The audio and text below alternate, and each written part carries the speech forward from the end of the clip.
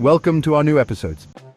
Amid the escalating trade war led by US President Donald Trump through harsh tariffs on Chinese imports, Europe is emerging as a potential new battleground in this economic conflict. China is expected to compensate for its losses in the American market by increasing exports to European markets, which will place EU countries in front of a major challenge, confronting the influx of competitively priced Chinese products that could threaten local industries, particularly in sensitive sectors like electric vehicles and renewable energy. This scenario raises questions about Europe's readiness to wage a trade war on its own soil, especially under growing US pressure on its European allies to adopt tougher trade policies toward China. However, the decision is far from simple. While countries like France may push for similar tariff restrictions, others, such as Germany, which heavily relies on China as a market for its luxury car exports, may hesitate to take a hostile stance, revealing internal European divisions that could weaken the bloc's ability to mount a unified response.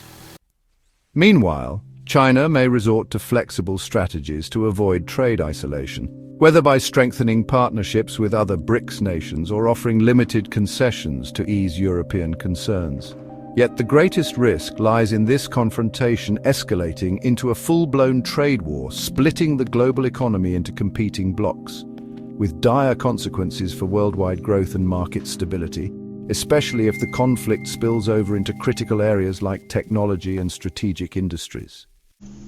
This also raises questions about the role of international institutions like the WTO in containing the crisis, though the organization has shown clear weakness in the face of rising protectionism, leaving the door open to extreme scenarios, including mutual sanctions and unprecedented escalation. So,